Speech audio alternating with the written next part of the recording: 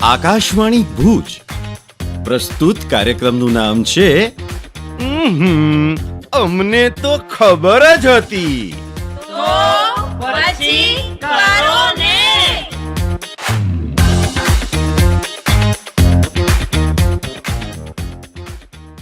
ચિત્રા ચૌધરી સાથે હું રચના ઉપાધ્યાય.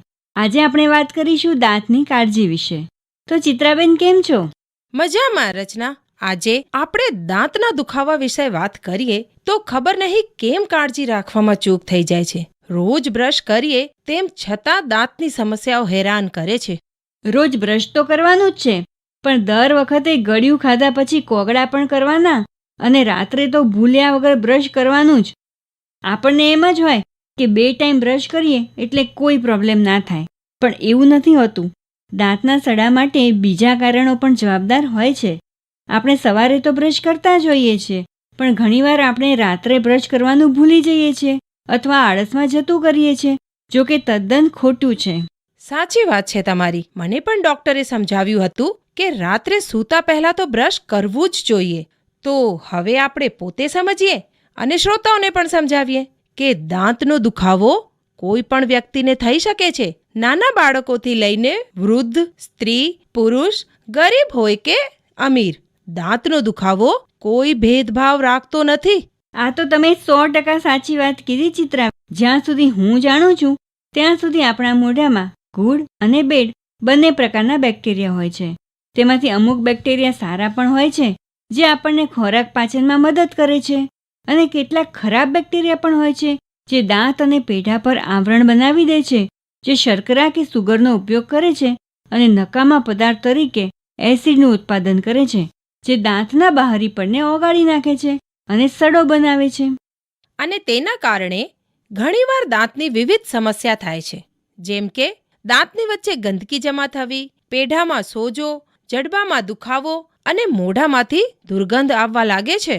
હા, અને એકવાર સડો થાય પછી જ્યાં સુધી તેને ક્રમશઃ દૂર કરવામાં ન આવે ત્યાં સુધી તે ઊંડો ને ઊંડો ઉતરતો જાય છે અને દાંતના માળખાનો નાશ કરી નાખે છે. પછી સડો થાય છે અને તેના લીધે મોઢામાંથી દુર્ગંધ આવવા લાગે છે. તમે જાણો છો રચના, દુર્ગંધ દૂર કરવા માટે ખાસ કરીને નવયુવાનો માઉથવોશ અને માઉથ ફ્રેશનર સ્પ્રેનો વધુ પડતો ઉપયોગ કરે છે, જ્યારે આ બંનેની આડઅસર પણ ઓછી નથી. આડઅસર? એની પણ આડઅસર હોય છે? કેવી રીતે? માઉથવોશ અને માઉથ ફ્રેશનર સ્પ્રેના વધારે પડતા ઉપયોગથી આપણા મોઢાના ગુડ બેક્ટેરિયાનો નાશ થાય છે, જે દાંતના સડાનો કારણ બને છે. હા, સાચી વાત છે.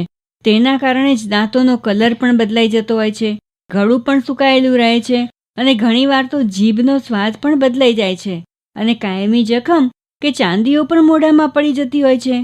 વધુ પડતા માઉથવોશથી સેન્સિટિવિટી પણ આવી જતી હોય છે.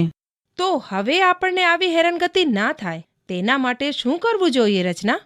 સૌથી પહેલું કામ તો એ કરવું કે આપણે જાતે ડૉક્ટર બનવાનો પ્રયત્ન ન કરવો જોઈએ. તદ્દન સાચી વાત છે તમારી.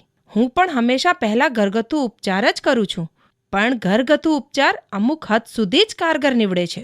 દાંતનો સડો અટકાવવા કે ન થાય તે માટે થોડી ઘણી કાળજી તો રાખવી જ જોઈએ, જેમ કે બીડી, સિગરેટ, તંબાકુનો ઉપયોગ ન જ કરવો, મીઠી વસ્તુ, ચોકલેટ, એસિડિક ખોરાક વગેરે ખાધા પછી કોગળા કરવા, જમ્યા પછી વૈજ્ઞાનિક પદ્ધતિથી બ્રશ દ્વારા દાંતની વ્યવસ્થિત સફાઈ કરવી, ફ્લોરાઇડયુક્ત ટૂથપેસ્ટનો ઉપયોગ ન કરવો, માઉથ સ્પ્રેનો ઉપયોગ ન કરવો.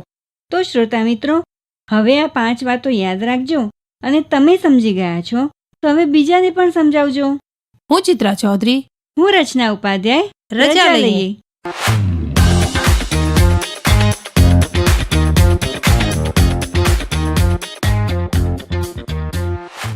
આપ સાંભળી રહ્યા હતા કાર્યક્રમ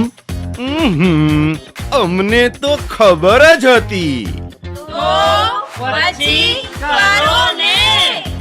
પ્રસ્તુતિ આકાશવાણીના ભુજ કેન્દ્ર પરથી કરવામાં આવી.